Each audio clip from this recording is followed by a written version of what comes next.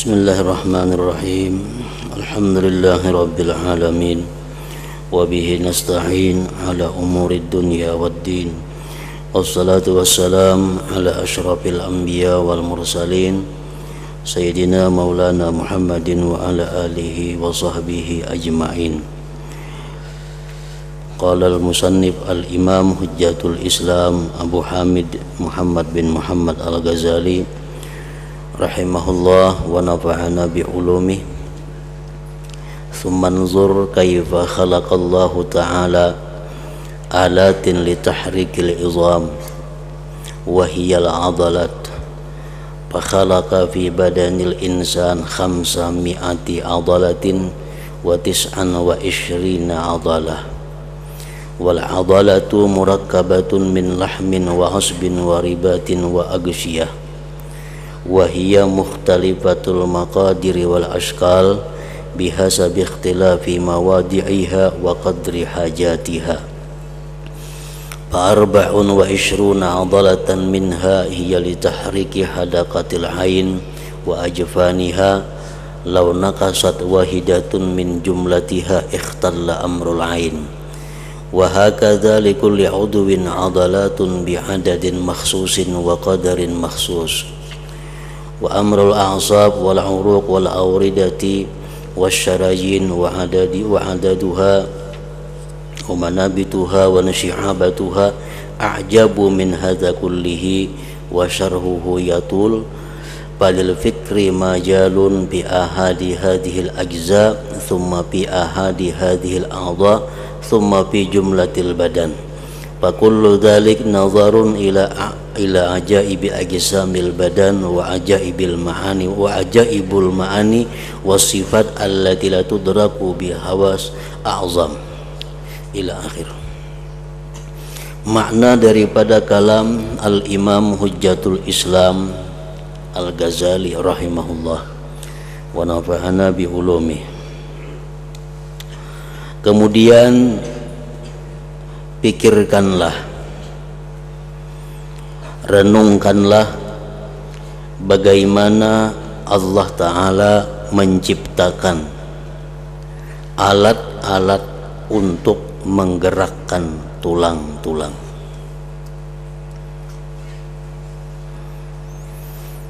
Jadi tulang yang diciptakan Allah di dalam tubuh kita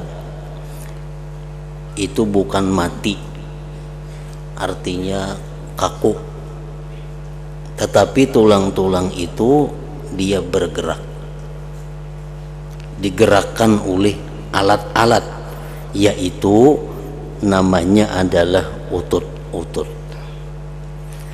Nah, jadi Allah menciptakan utut-utut yang ada di tubuh kita itu untuk menggerakkan tulang-tulang,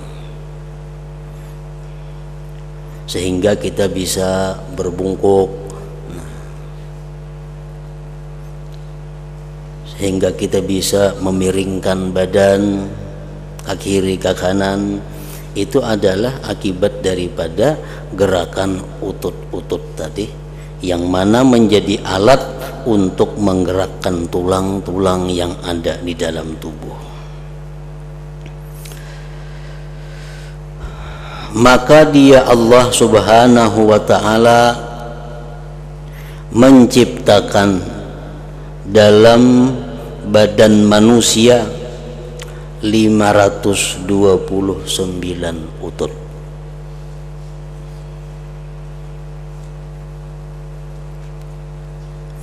Utut adalah tersusun dari daging, urat saraf, pembalut dan tutuk.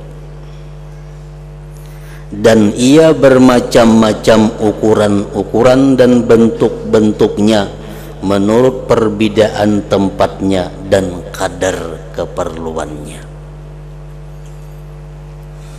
Kita disuruh merenungi, mendalami pemikiran bagaimana Allah subhanahu wa ta'ala menciptakan utut-utut di dalam tubuh kita yang berfungsi untuk menggerakkan tulang-tulang yang ada di dalam badan kita itu.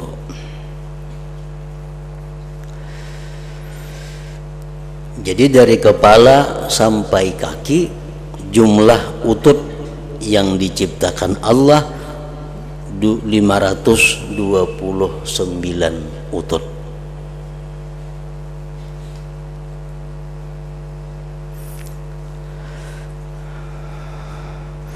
Maka 24 utut daripadanya yang 529 tadi adalah untuk menggerakkan biji mata dan pelupuk-pelupuknya.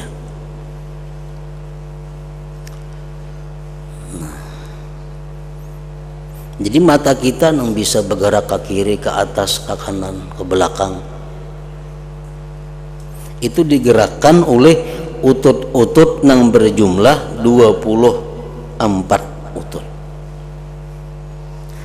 Jikalau kurang satu utut dari keseluruhannya, niscaya cedera urusan mata. Andai kata kurang daripada 24 utut, maka mata kita ini kada sesuai lagi gerakannya daripada yang semestinya. Bisa kita jangan ke kanan, matanya ke kiri. Apabila utut-ututnya itu sudah kada pas lagi daripada 24 utut yang menggerakkan biji mata dan pelupuk-pelupuknya itu.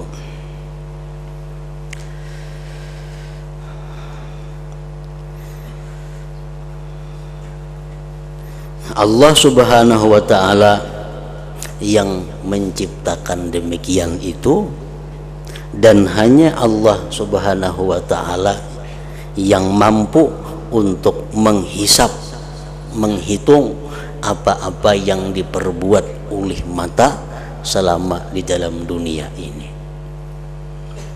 Nah, kita sendiri kadang kau menghitung berapa mata kita ini bergerak seharinya, ke kanan, ke kiri, ke atas, ke bawah. Karena kita kadang menciptakan mata itu. Allah Subhanahu wa ta'ala yang maha mencipta itu, dia menciptakan mata dan dia mengetahui kemana mata itu kita gunakan dalam sehari semalam ini.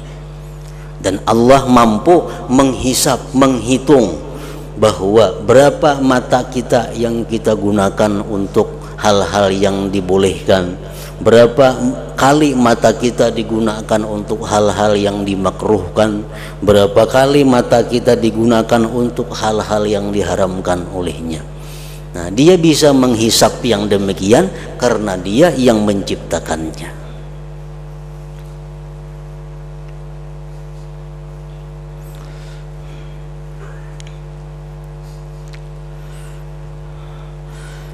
Demikianlah bagi setiap anggota badan mempunyai utut-utut dengan bilangan tertentu dan kadar yang tertentu.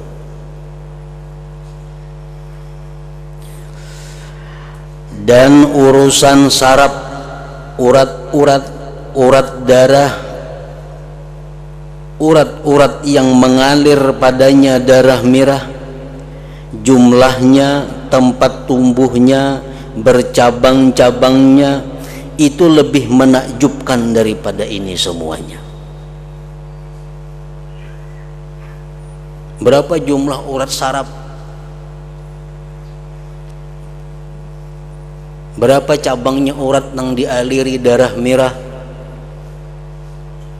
Nah, itu memikirkan yang demikian lebih menakjubkan lagi daripada memikirkan tentang utut-utut tadi. Dan semakin dalam pemikiran kita kepada apa yang diciptakan Allah, dan semakin kita takjub kepada apa yang diciptakan Allah, maka tentu pahala yang diberikan Allah lebih besar. Kita memikirkan sesuatu lalu kita takjub, kita dalami lagi pemikiran itu lalu lebih menakjubkan lagi. Kita dalami lagi pemikiran tentang tubuh kita umpamanya lebih menakjubkan lagi. Nah, semakin menakjubkan itu, semakin berlipat ganda pahala yang diberikan Allah Subhanahu wa taala.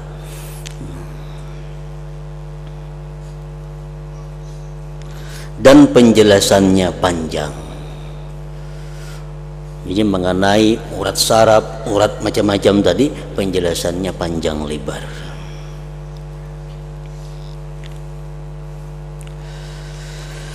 Maka bagi pikiran, bagi perenungan, ada jalan pada masing-masing bagian-bagian ini. Artinya kalau kita mau tafakkur, kalau kita mau merenungi, maka di dalam tubuh kita ini banyak jalan untuk ditafakuri.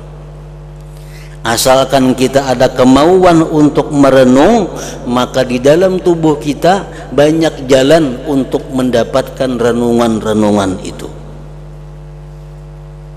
Nah, maka bagi pikiran ada jalan pada masing-masing bagian-bagian ini. Kemudian pada keseluruhan badan, maka semua yang demikian itu adalah pemikiran pada keajaiban-keajaiban bentuk-bentuk badan dan keajaiban-keajaiban ma'ani, makna-makna dan sifat-sifat yang tidak dapat diketahui dengan panca indera, itu lebih menakjubkan lagi. Jadi di dalam tubuh kita ini ciptaan-ciptaan Allah yang dapat dilihat dengan panca indera itu sudah menakjubkan.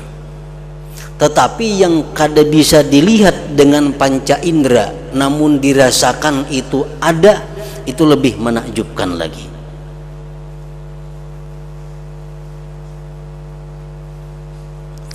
Maka perhatikanlah sekarang kepada zahir manusia dan batinnya, kepada badannya dan sifatnya, maka kamu dapat melihat dengannya daripada keajaiban-keajaiban dan ciptaan yang menuntut keajaiban. Dan semua yang demikian itu adalah ciptaan Allah pada setitis air kotor. Artinya semuaan itu berasal manusia tadi daripada setitis air mani, namun menimbulkan berbagai macam keajaiban-keajaiban dari setitis air mani itu. Itulah menunjukkan kemahakuasaan daripada Allah Subhanahu wa ta'ala.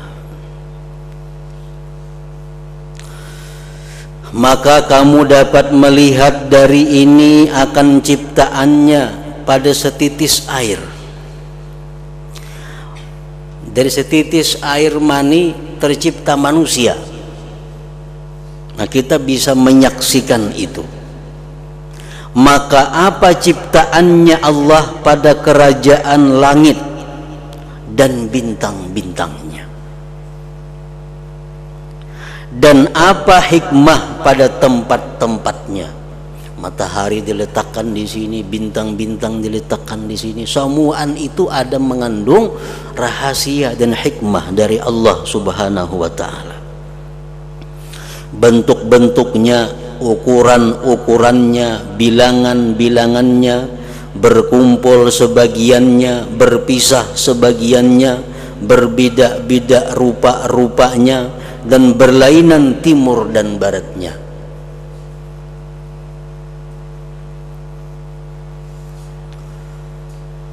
Maka janganlah kamu mengira bahwa satu zarrah, satu biji yang sangat kecil pun dari kerajaan langit itu terlepas dari hikmah dan hukum Allah Subhanahu wa ta'ala. Jadi jangan kita menyangka, jangan mengira bahwa sekecil apapun yang ada pada alam ini kada mempunyai arti, kada mempunyai hukum. Allah Subhanahu wa ta'ala menciptakan sesuatu pasti ada hikmah di dalamnya dan ada hukum yang terkandung di dalamnya. Itu dijelaskan oleh Al-Quran. Wa ma khalaqnas sama wal arda wa ma bainahuma batila. Tidaklah kami menciptakan langit, bumi dan isinya batila, tidak bermakna. Nah, jadi itu satu kewajiban yang kita i'tikadkan, bahwa sekecil apapun yang ada di bumi ini itu pasti ada mengandung rahasia, pasti ada mengandung hukum, kada terlepas daripada hukum.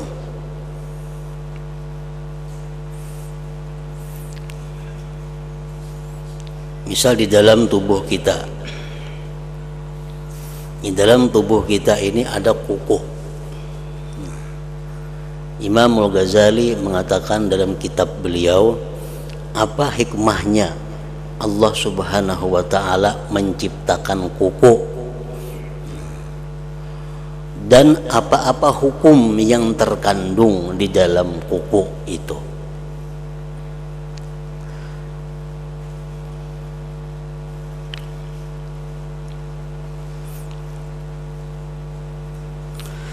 Pertama, ujar Sidin menyebutkan kuku itu hikmahnya adalah lizinah, untuk perhiasan. Artinya jariji kita ini dengan adanya kuku menjadi baik, menjadi nyaman dilihat. Coba kita bayangkan menjariji kita kada bakuku bulat, baiklah. Jadi Allah mengolahkan kuku ini, satu hikmah kegunaannya adalah untuk zina, perhiasan. Yang kedua, ujar Sidin, hikmahnya kuku itu diciptakan oleh Allah lil imad, untuk menahan daging. Kan jariji ini daging kalau ujungnya ini, nah amun kada ada kukunya lama kada ada penahannya, bisa pindah kayak lilih nih, itu dagingnya kayaknya. Jadi adanya kuku ini semacam penguat bagi daging yang ada di ujung jariji ini. Yang ketiga, ujar Sidin, hikmahnya Allah menciptakan kuku itu liltikatid dakik, untuk mengambil nang halus-halus nang kada kawa diambil oleh jariji. Menguit-nguit nang apakah mun kada bakuku saling ngalihan tuh. Tapi karena ada kuku, kalau nyaman menguit.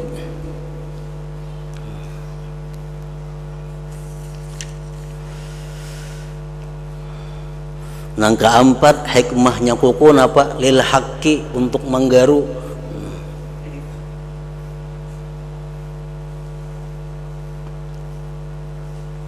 Nah, hanya 4 nang diketahui. Mungkin ribuan lagi ada hikmahnya yang kita kada tahu. Apa Allah Subhanahu wa ta'ala itu menciptakan kuku manusia ini. Nah, jadi setiap sesuatu itu ada hikmah dan ada hukum. Lalu apa hukum yang terkandung dengan urusan kuku ini? Pertama, kuku itu sunat dipotong selambat-lambatnya dalam 40 hari sekali. Nah, ada hukumnya.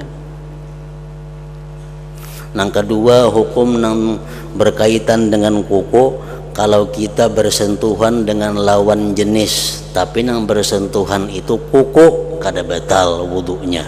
Tahu loh.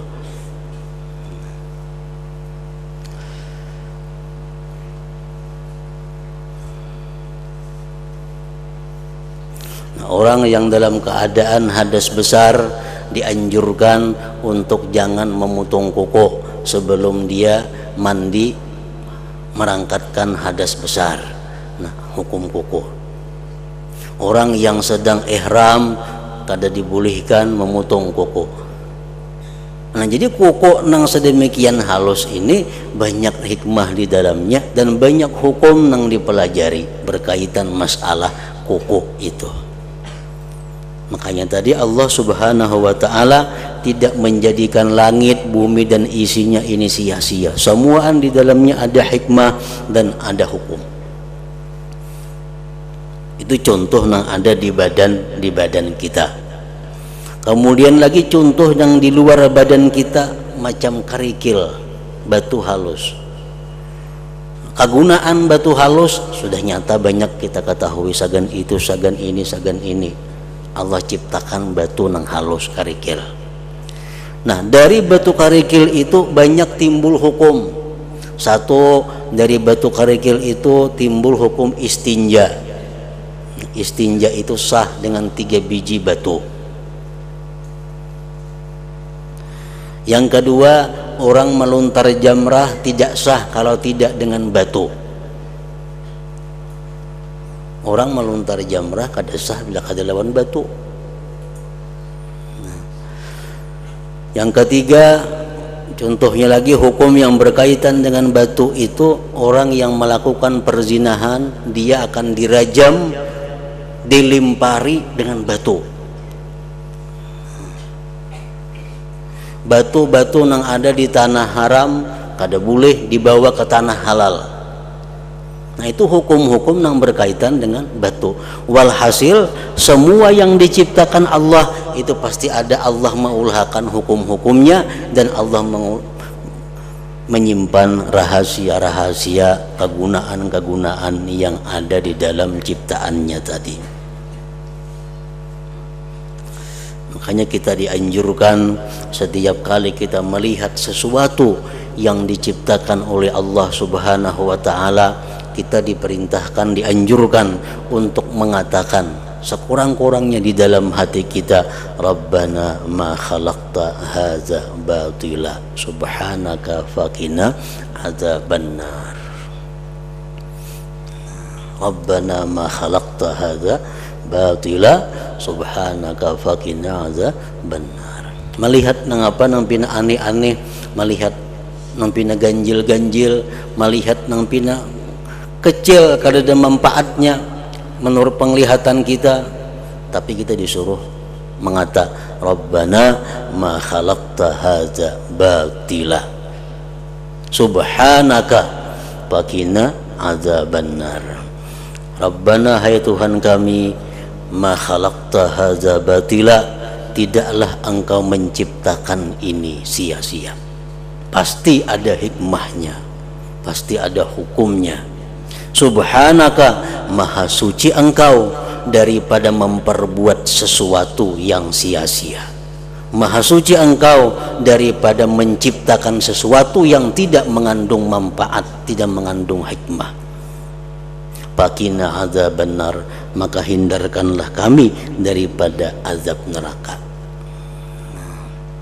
Melihat di tubuh kita umpamanya hal-hal yang kadang menyenangkan kita, melihat bisul di awak kita sakit dan kada baik, tapi hendaknya kita tetap mengucapkan Rabbana ma khalaqta hadza batila, wahai Tuhan engkau tidak sia-sia menciptakan bisulnya, pasti ada rahasianya nang apa.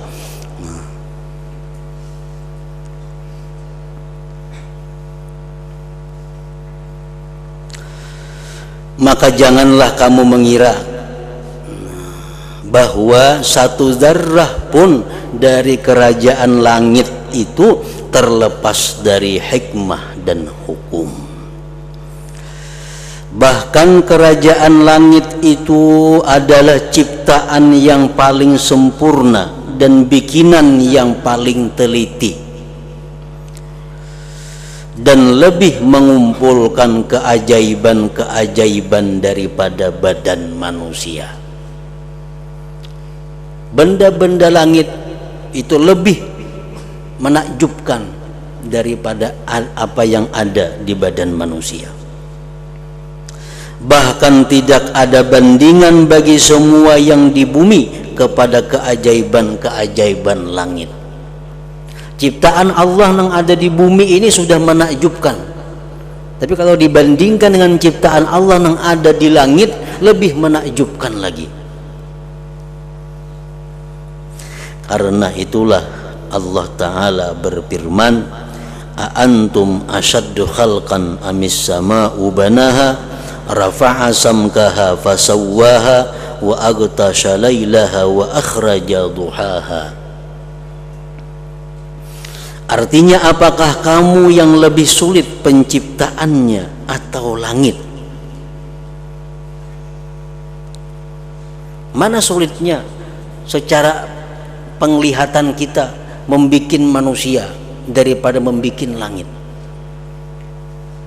Apakah kamu yang lebih sulit penciptaannya atau langit? Allah telah membangunnya, Dia meninggikan bangunannya, lalu menyempurnakannya, dan Dia menjadikan malamnya gelap dan menjadikan siangnya terang benderang.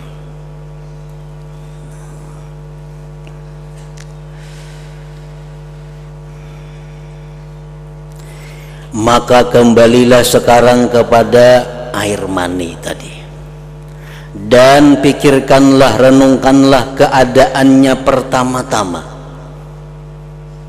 Renungkanlah air mani itu pertama-tama, dan kepada apa ia jadi yang kedua. Segumpal darah jadi segumpal daging, berbentuk macam manusia, ditiupkan roh. Dan pikirkanlah bahwa jikalau jin dan manusia berkumpul untuk menciptakan bagi air mani akan pendengaran atau penglihatan atau akal atau kemampuan atau ilmu atau roh, atau menciptakan padanya tulang atau urat saraf atau kulit atau rambut, apakah mereka mampu atas yang demikian? Unjuk air mani, suruh manusia yang paling pintar berkumpul, jin yang paling pintar berkumpul. Nah, ini air mani ulah akan masuk jadi rambut macam apa? Tentu mereka kada akan mampu. Bahkan jikalau mereka menghendaki mengetahui pada hakikatnya dan cara menciptakannya setelah Allah menciptakan demikian itu, niscaya mereka lemah daripadanya.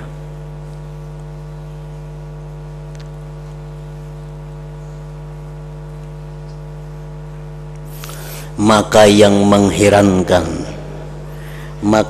mengherankan darimu, jikalau kamu memandang kepada gambar manusia.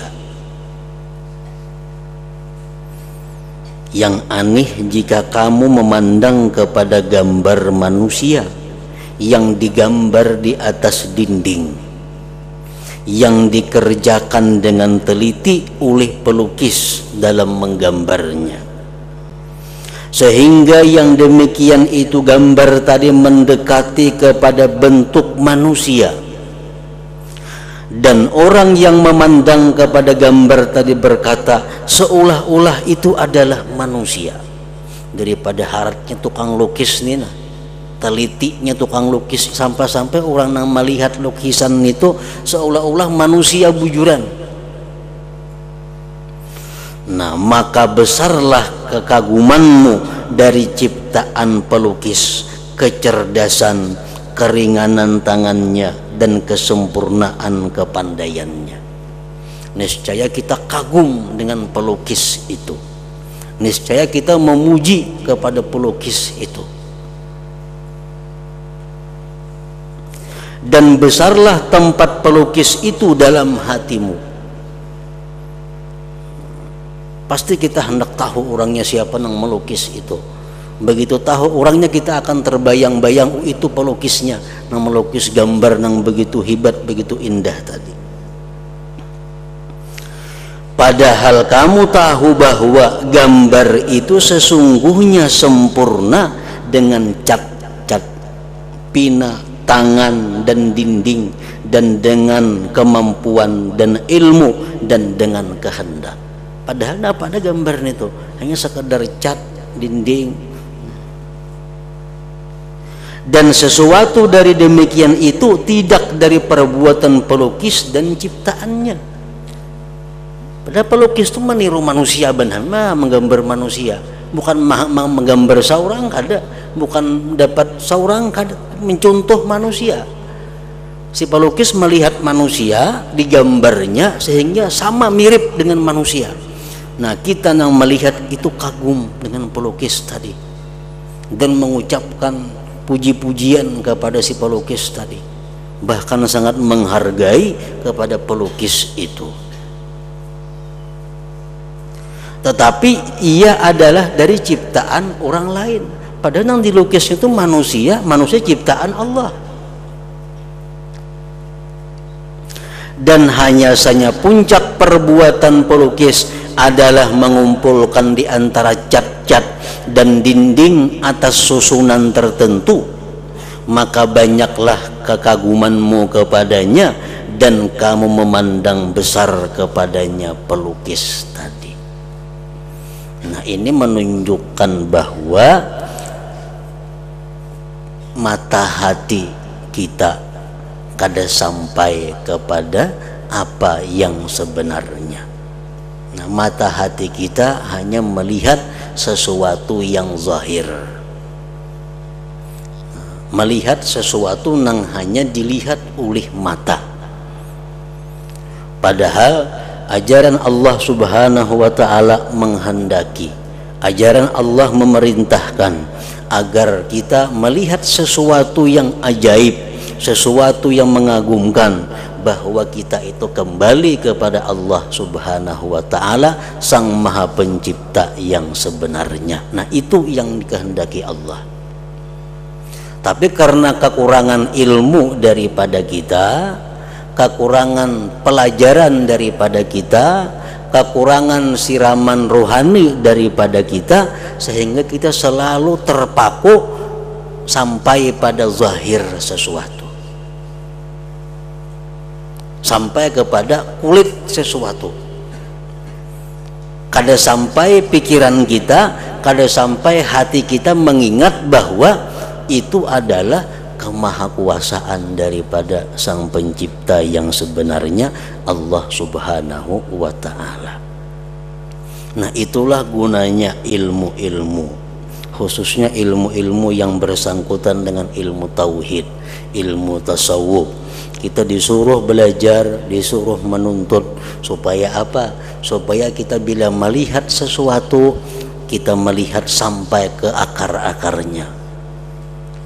Kita melihat sesuatu, kita melihat sampai ke dalam-dalamnya, sehingga kita ingat bahwa itu adalah berasal daripada Allah Subhanahu wa ta'ala. Nah, itu yang dimaksud dengan kita supaya memperbanyak zikir. La ilaha illallah. Allah memuji dalam Al-Quran dalam banyak ayat bahwa beruntung orang-orang yang banyak zikir. Orang yang berimanlah yang banyak zikirnya. Kenapa? Karena dengan zikir yang benar kita akan bisa mengamalkan, kita akan bisa mempraktikkan bahwa apabila kita melihat sesuatu itu, kita melihat kepada Pencipta yang sebenarnya, Allah Subhanahu wa ta'ala. Nah, contohnya kita berzikir la ilaha illallah. Nah, di dalam hati kita apa? Kita disuruh di dalam hati kita mengingat, di waktu kita mengucap la ilaha illallah itu, di dalam hati kita la fa'ila illallah. Tidak ada yang memperbuat, tidak ada yang mencipta selain Allah. Nah, jika kalau terlatih kita berzikir dengan bujur la ilaha illallah, dalam hati kita la fa'ila illallah, la ilaha illallah, dalam hati tidak ada yang berbuat selain Allah, la ilaha illallah, tiada yang berbuat selain Allah. Misal 1000 kali kita sehari demikian, nah itu akan membuahkan satu hasil. Hasilnya apa? Kita bila melihat sesuatu, lalu kita ingat bahwa yang berbuat itu sebenarnya adalah Allah Subhanahu wa ta'ala. Nah, macam itu orang yang bertauhid yang benar. Nah, kenapa kita melihat sesuatu kita kada ingat lawan Allah? Kita melihat orang yang baik lukisannya, kita justru ingat pelukis. Mungkin salah satu sebabnya kita kurang berzikir, atau banyak berzikir cuma hatinya kada berzikir. Ingat dimuntung aja la ilaha illallah beribu-ribu sehari, itu ada manfaatnya tapi kada sebesar apa yang diharapkan. Mestinya zikir di mulut itu ditunjang oleh zikir di dalam hati. Nah, zikir dalam hati itulah yang membuahkan hasil. Bila mana kita melihat sesuatu, kita ingat bahwa itu adalah perbuatan Allah. Kita melihat sesuatu, kita ingat itu adalah ciptaan Allah. Nah, berkat memperbanyak zikir tadi. Jadi salah satu penyebabnya kita ini kada kembali kepada Allah karena kita kurang zikir. Kita membayangkan kalau 1000 sehari dalam hati kita nih, 1000 sehari, apalagi lebih. Tidak ada yang berbuat selain Allah, tidak ada yang menciptakan selain Allah, tidak ada yang memberi selain Allah. Mulut kita la ilaha illallah, la ilaha illallah. Di dalam hati tidak ada yang memberi selain Allah, tidak ada yang mencipta selain Allah. La ilaha illallah, tidak ada yang mematikan selain Allah. La ilaha illallah, tiada yang menghidupkan selain Allah. La ilaha illallah, tiada yang melindungi. Dalam hati berputar-putar itu nah, tapi di mulut la ilaha illallah. Nah, kalau ribuan kali sehari kita demikian, maka akan jadi satu hasil tadi. Karena kita kurang nang demikian, kalau banyak ada ingatnya. Jadi melihat sesuatu nang kita lihat hanya zahirnya, nang kita lihat hanya kulitnya.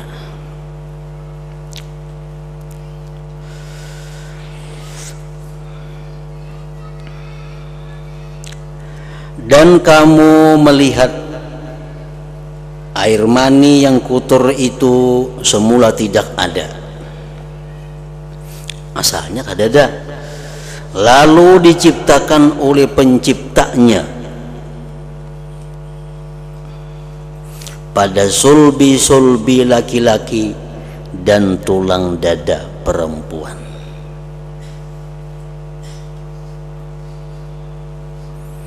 Falyanzuril insanu mimma khuliqa mimma indafiq yakhruju min bainis sulbi wat taraib. Allah memerintahkan kita, falyanzuril insanu mimma khuliq, hendaklah merenung manusia itu dari apa dia diciptakan, jari Tuhan. Hendaknya memikirkan manusia itu dari mana asalnya. Khuliqa mimma indafiq, diciptakan manusia daripada air yang memancar, air mani. Di mana datangnya air mani? Yakhruju min baini sulbi wat taraib, keluar daripada sulbinya laki-laki dan tulang dadanya perempuan.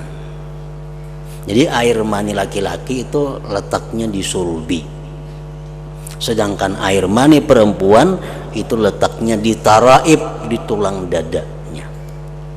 Nah, oleh karena itu ujar para ulama, perempuan itu, ibu-ibu itu lebih sayang kepada anak daripada bapaknya. Kenapa? Karena air mani perempuan itu di dada, parak lawan hati hendaknya, sedangkan air mani laki-laki di sulbi, jauh menurut wakilan pada hati.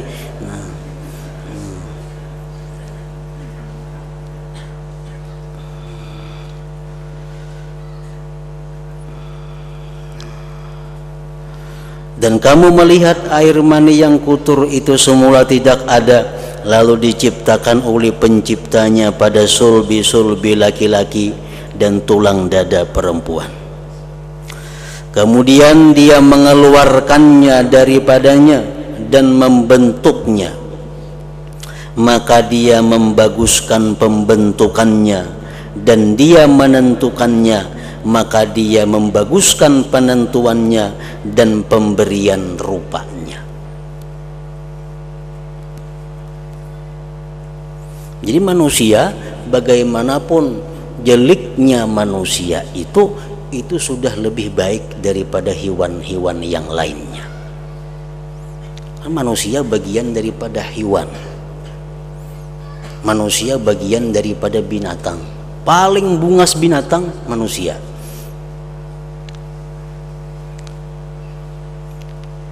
Makanya orang nang bungas kah, nang kada bungas kah, bila baca ramin disuruh berdoa oleh Nabi kita.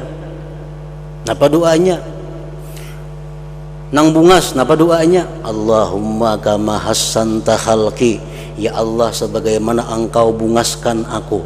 Nang kada bungas pang sama, Allahumma kama hassanta khalqi, ya Allah sebagaimana engkau bungaskan ciptaanku. Kenapa? Karena sejelik-jelik manusia lebih baik daripada, lebih bungas daripada binatang-binatang nang lainnya. Karena manusia adalah jenis daripada hewan.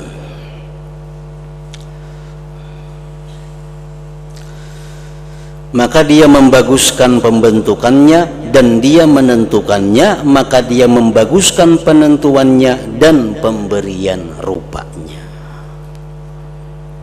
Nah, ingat situ, dan dia membagi bagiannya yang menyerupai kepada bagian-bagian yang bermacam-macam.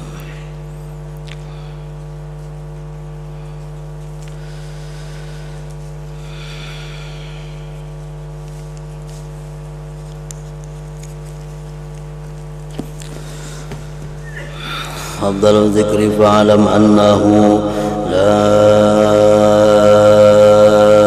ilaha illallah Muhammadur Rasulullah, la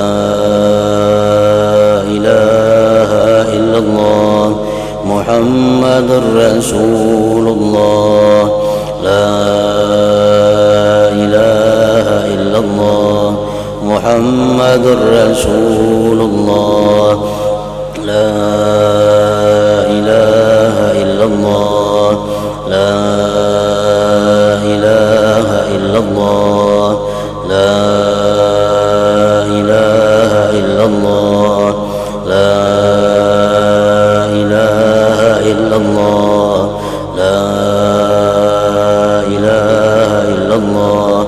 Allahu Allah, Allahu Allah, Allahu Allah, Allahu Allah, Allahu Allah, Allahu Allah, Allahu Allah, Allahu Allah, Allahu Allah, Allahu Allah, Allahu Allah, Allahu Allah, la ilaha illallah Muhammadur Rasulullah, la ilaha illallah Muhammadur Rasulullah, la ilaha illallah Muhammadur Rasulullah, la ilaha illallah. Al-Fatihah. Iyyaka na'budu wa iyyaka nasta'in. Shiratal ladzina wa ya ayyuhar rajiun minhu syafa'atan sallu alaihi wa sallimu taslima. Allahumma salli wa sallim